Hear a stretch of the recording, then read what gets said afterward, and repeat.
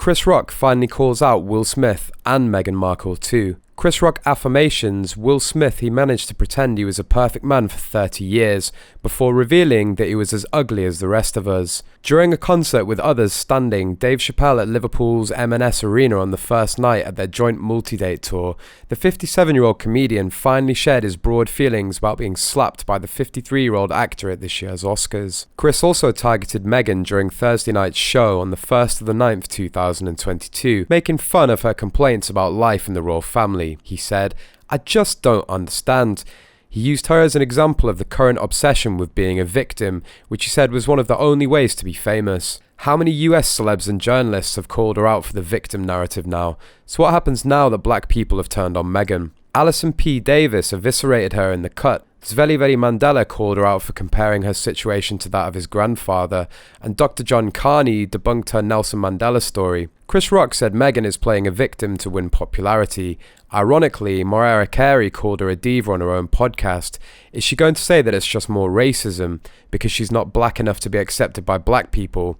Or will she finally accept that she's just not that likeable? Outspoken Australian radio host Kyle Sandilands has branded Meghan Markle an imbecile after she accused the British press of racism in her interview with The Cut magazine. Discussing her claims on the Kyle and Jackie O show, Sandilands and his co-host Jackie O Henderson agreed it was time for Meghan to move on from her feud with the British press. They also wondered how Meghan could have learned such slurs were allegedly being used in newsrooms, as she did not name names or identify her source. Sandilands has little sympathy for the American-born royal, scoffing, "She needs to get over it, she's an imbecile." Henderson also addressed Meghan's complaints about the royal rota rules concerning the supply of photos of her children. If you're joining the royal family, yes, they have these rules in place, and they have done for many, many years.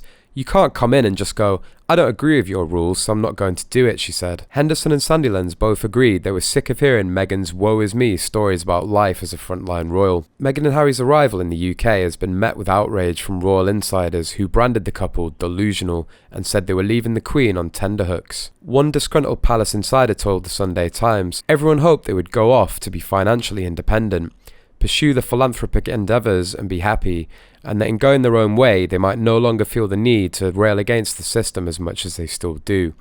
But then the star power of them requires an association with the royal family, and the fuel on those flames is the family discord." Sources went on to criticise Meghan's claims that a South African cast member of the Lion King live adaptation told her their country celebrated her marriage into the royal family like they had Nelson Mandela's release from prison in the Cut interview.